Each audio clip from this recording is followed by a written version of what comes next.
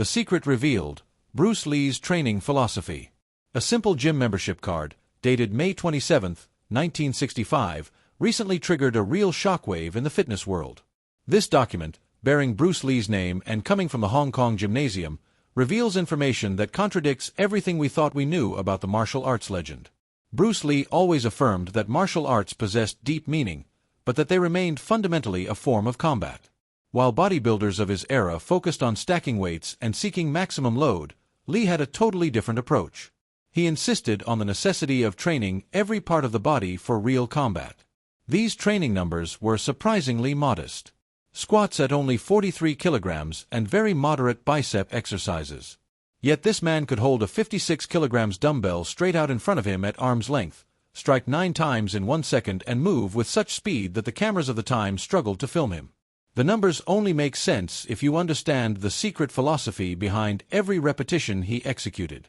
Lee considered martial art as the art of expressing the human body. The viral discovery. The appearance of this 1965 training sheet on social media caused an explosion of reactions. Fitness enthusiasts couldn't believe what they were seeing. Bruce Lee, the embodiment of physical perfection, was performing squats with a weight lower than that used by most beginners. The document listed 14 exercises, of which 8 specifically targeted the arms, biceps, and triceps. It noted squat, 3 sets of 10 repetitions with 43 kilograms, 95 pounds, skull crushers, French press, 29 kilograms, 64 pounds, incline curl, never exceeding 32 kilograms, 70 pounds. Comments flew. Influencers called the document fake, doubting that such a physique could be built with such light weights. Others judged the routine too easy, barely worthy of a warm-up. Traditional bodybuilders pointed out that even in 1965, strength athletes lifted loads 3 times higher. The debate raged. How could this routine produce the most iconic physique in martial arts history? However, those who understood Lee's philosophy saw another truth. They realized this wasn't his complete training, but an arm-focus session, and that the weight on the bar was only a tiny part of the story. What mattered was how he moved that load, the explosiveness of each repetition, and the function he sought to develop. The time context is crucial. In May 1965, Lee was 24 years old and had just gotten the role of Kato in the television series The Green Hornet, whose filming was about to begin. He was teaching martial arts, developing his revolutionary system, Jeet Kune Do, and transforming his body into a weapon. This period marked a transition toward an innovative training philosophy. The most fascinating fact is that this gym card appeared only a few months after an event that would reshape his entire approach to martial arts. The fight that changed everything. In December 1964, in Oakland, California, at Bruce Lee's Jun Fan Gung Fu Institute, a private fight took place before 7 witnesses. Lee faced Wong Jack Man, a 23-year-old master specializing in Northern Shaolin, Xingyiquan, and Tai Chi. The confrontation was due to tensions concerning Lee's teaching of martial arts to non-Chinese students in San Francisco's Chinatown. Whatever the version, Lee's wife, Linda Lee Cadwell, claiming the fight lasted 3 minutes with Lee dominating, or Wong Jack Man's assertion that it lasted 20 to 25 minutes without a clear winner, the emotional outcome was the same. Lee was deeply dissatisfied with his performance. He felt the fight should have ended in a few seconds. He felt out of breath, unusually exhausted at the end. His hands were painful after striking the retreating opponent. His Wing Chun techniques seemed awkward and ineffective to him. Most troubling was his cardiovascular conditioning, which had almost betrayed him at the critical moment. Lee confided to his wife that if the fight had lasted longer, he could have lost. This questioning was a wake-up call. He immediately began to dissect every detail of his performance, concluding that traditional martial training was no longer enough. Technique couldn't compensate for insufficient physical conditioning. His approach to weight training needed a total overhaul. Liu Fong, a martial artist close to Lee, explained that better footwork, hooks, and uppercuts would have made the difference. Witnessing the post-fight transformation, Linda saw her husband obsess over finding more sophisticated training methods. He devoured works on strength, conditioning, speed, and power. He consulted bodybuilders, studied exercise physiology, and experimented relentlessly on his own body. This quest led him to work with his Oakland students, James Lee and Alan Joe, passionate about weight training. They introduced him to the barbell, but Lee quickly understood that copying simple bodybuilding routines wouldn't serve his goals. He needed speed, explosiveness, and the ability to maintain maximum effort without fatigue. That's where his philosophy shifted. Speed before mass. Alan Joe, one of his training partners, revealed the fundamental difference in their approaches to Bukwa. James and I trained heavy. Bruce used lighter weights with higher repetition numbers. This distinction wasn't random. Lee had discovered a principle that most athletes of his era ignored. Speed contributes more to power than mass. Traditional bodybuilding sought progressive overload to build big muscles. Athletic strength sought maximum force through increasingly heavy lifts. Lee rejected both for combat. He understood that in combat situations, you don't have time to slowly generate force like during a heavy squat.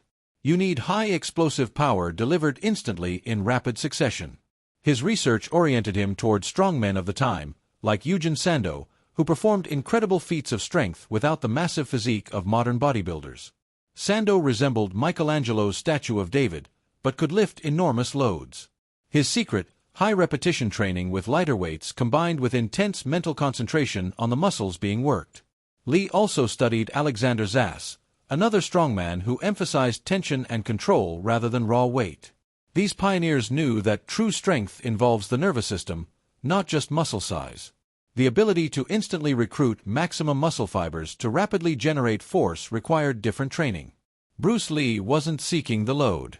He was seeking usable power.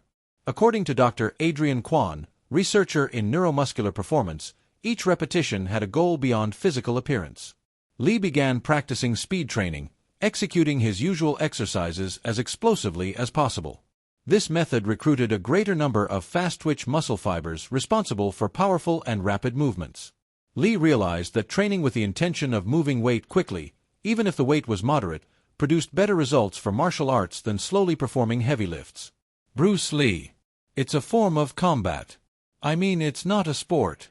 They use, for example, kicks, breath, fingers pointed at the eyes, and things like that. His squat philosophy perfectly illustrates this principle. Why load 136 kilograms, 300 pounds on your back when the movement doesn't directly translate to a kick or jump?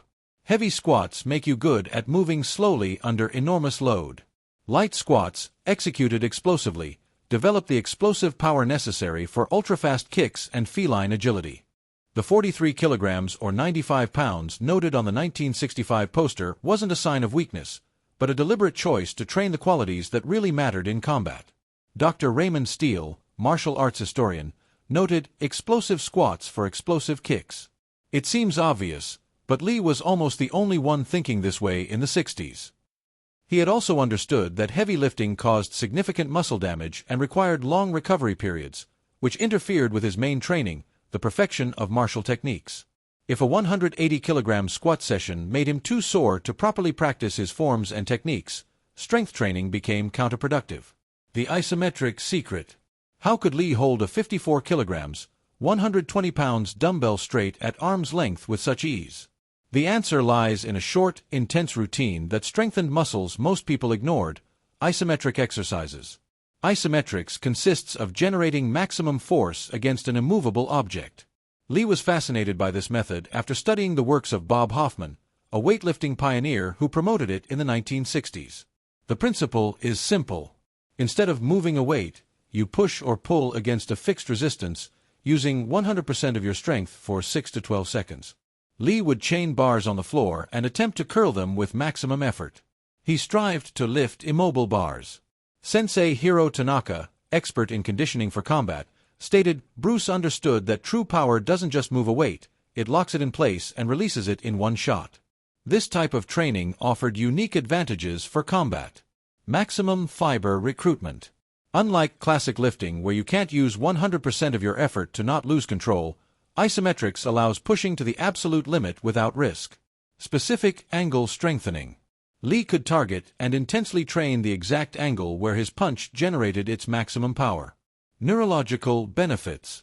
Isometrics improved the connection between mind and muscles, allowing conscious activation of muscle fibers at will.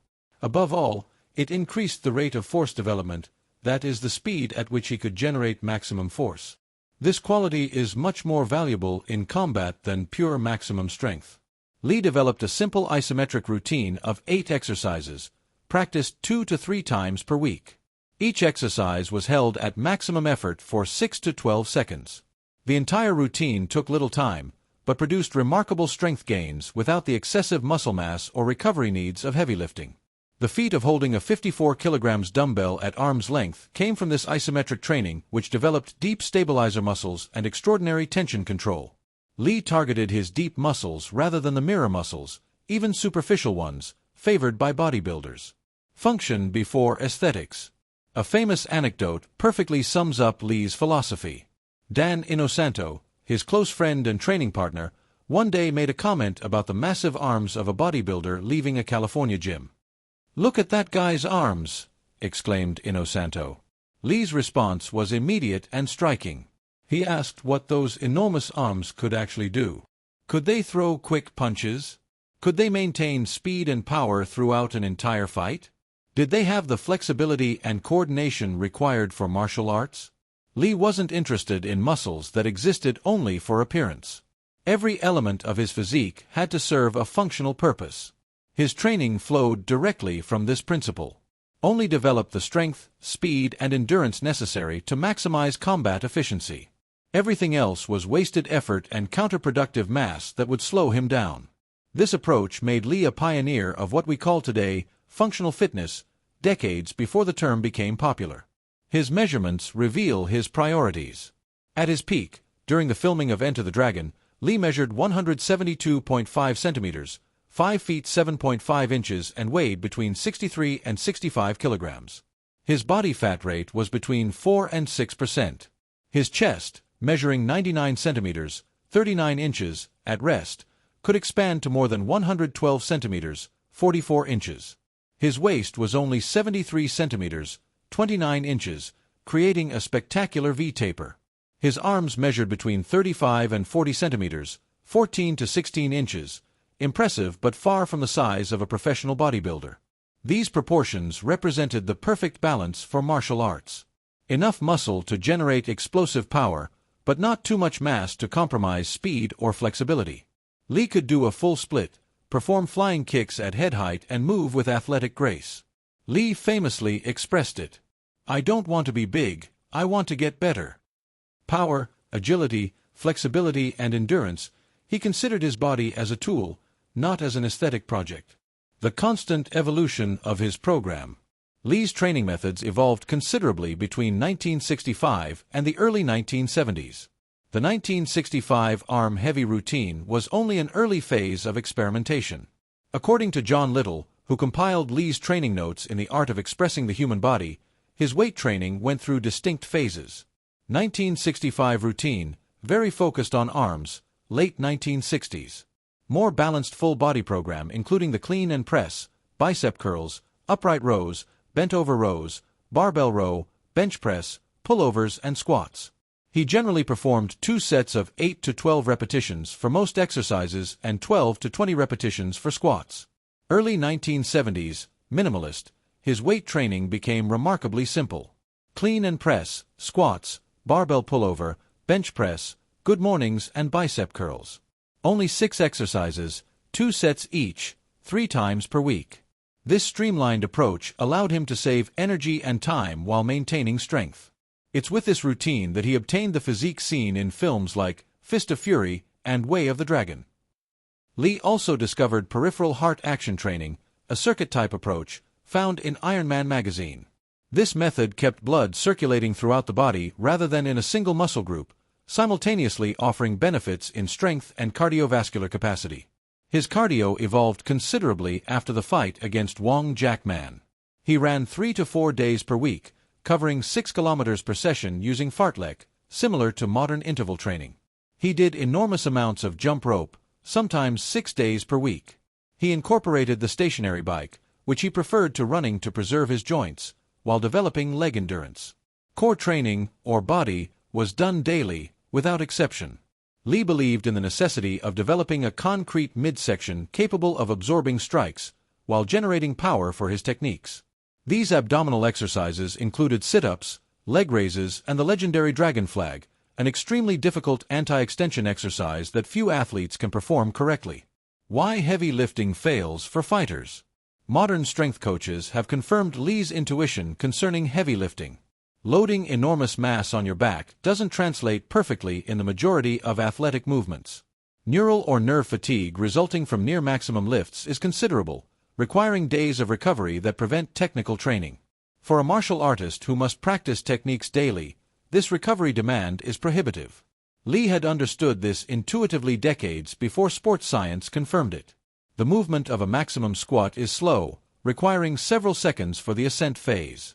Yet a kick or punch occurs in a few milliseconds, requiring instantaneous force production. Training your body to move slowly under heavy loads can actually harm the ability to move explosively without resistance. Lee's 43 kilograms squat made perfect sense from this angle. By using moderate weight and focusing on explosive execution, he trained his nervous system for rapid force production. That's why he could strike with devastating speed and power despite moderate maximum squat strength. The quality he was developing, the rate of force production, was much more important than maximum strength for his goals. Heavy lifting also develops muscle mass that exceeds what is functional for combat sports. Bodybuilders need this mass to move maximum loads. Fighters need a different strength-to-weight ratio. Lee maintained extraordinary relative strength, which means his strength per kilogram of body weight was phenomenal. Adding 15 kilograms of muscle might increase absolute strength. But if it decreases speed, flexibility, and endurance, it's counterproductive in combat. The joint stress posed by heavy lifting was another concern. Maximum squats and deadlifts exert enormous compression forces on the spine. Heavy bench press stresses shoulder joints. Long-term, these constraints can lead to injuries that compromise athletic performance. Lee preferred training methods that built strength without destroying his body's ability to perform high-volume martial arts movements. His approach to forearm and grip training perfectly illustrates his priorities. Wrist curls with moderate weights to failure, finger push-ups, and constant grip exercise. Why? Because grip strength directly translates to the ability to grab the opponent, control weapons, and deliver powerful strikes. Every minute spent training grip had direct application in combat. Heavy lifting demanded too much recovery time and developed qualities that didn't transfer efficiently to combat. Lighter, faster, more explosive training offered better results for lower cost. The complete training system. Lee's training system was a coherent integration of several components. Weight training was only one element of a program designed to develop every quality necessary for combat.